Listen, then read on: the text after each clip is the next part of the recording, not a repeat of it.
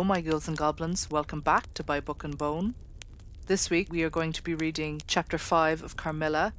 If you haven't come across the series before, I do suggest you check out the playlist on my page so that you're not spoiling any of the book for yourself.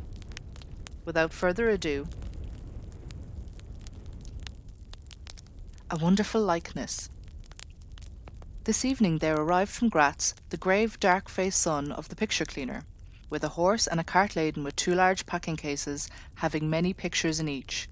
It was a journey of 10 leagues, and whenever a messenger arrived at the Schloss from our little capital of Graz, we used to crowd about him in the hall to hear the news. This arrival created in our secluded quarters quite a sensation. The cases remained in the hall, and the messenger was taken charge of by the servants till he had eaten his supper. Then, with assistance, and armed with a hammer, ripping chisel, and turnscrew, he met us in the hall, where we had assembled to witness the unpacking of the cases.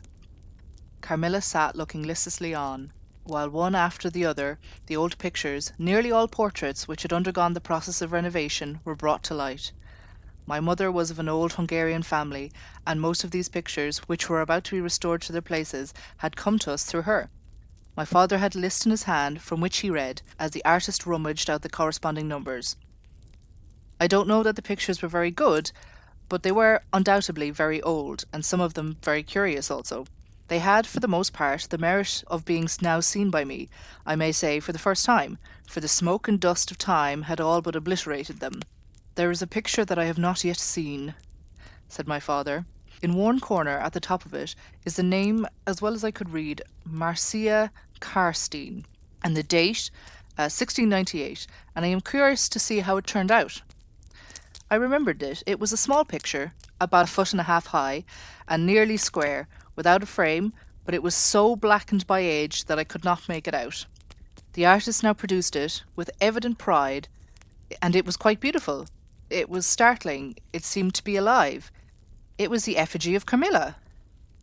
"Carmilla, dear, here's an absolute miracle. Here you are, living, smiling, ready to speak, in this picture. Isn't it beautiful, Papa? And see, even with the little mole on her throat." My father laughed and said, "Certainly, it is a wonderful likeness." But he looked away, and to my surprise seemed a little bit struck by it, and went on talking to the picture cleaner, who was also something of an artist, and discoursed with intelligence about portraits and other works, which his art had just brought into light and colour, while I was more and more lost in wonder the more I looked at the picture. "Will you let me hang this picture in my room, Papa?" I asked. "Certainly, dear," he said, smiling. "I'm very glad you think it so like. It must be prettier even than I thought it, if it is." The young lady did not acknowledge this petty speech, did not seem to hear it.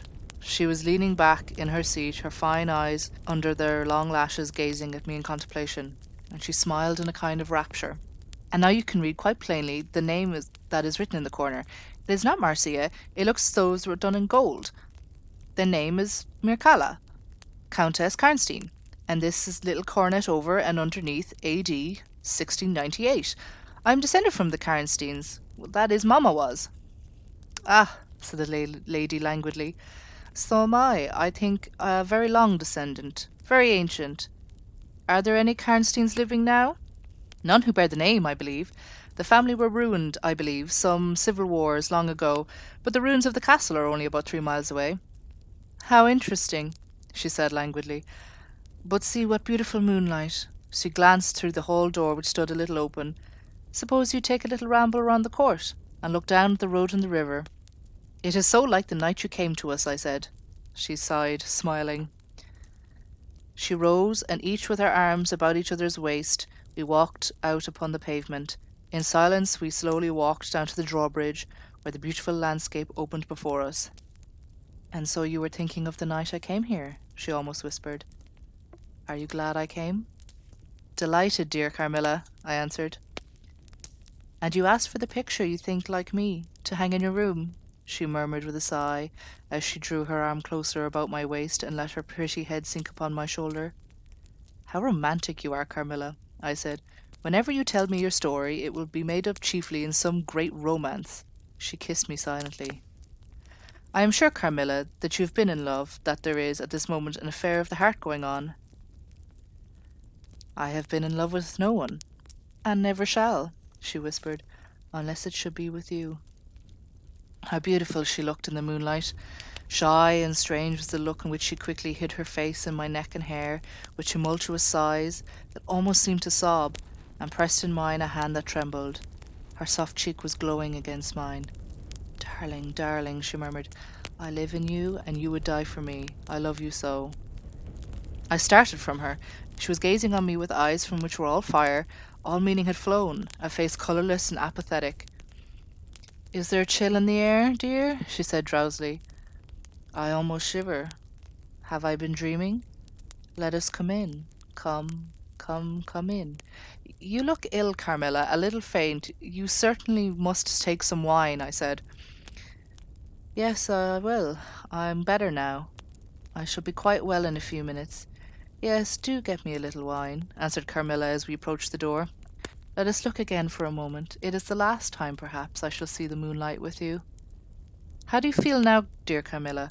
Are you really better? I asked. I was beginning to take alarm, lest she should have been stricken with some strange epidemic that they said invaded the country about us. Papa would be grieved beyond measure, I added, if he thought you were ever so little ill, without immediately letting us know. We have a very skilful doctor near us, the physician who was with Papa today. I'm sure he is. I know how kind you all are, but dear, I am quite well again. There is nothing ever wrong with me but a little weakness. People say I'm languid. I am incapable of exertion.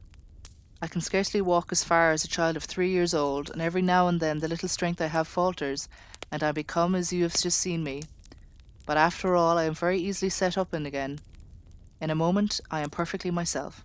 See how I have recovered? So indeed, she had, and she and I talked a great deal, and very animated she was. The remainder of that evening passed without recurrence of what I called her infatuations.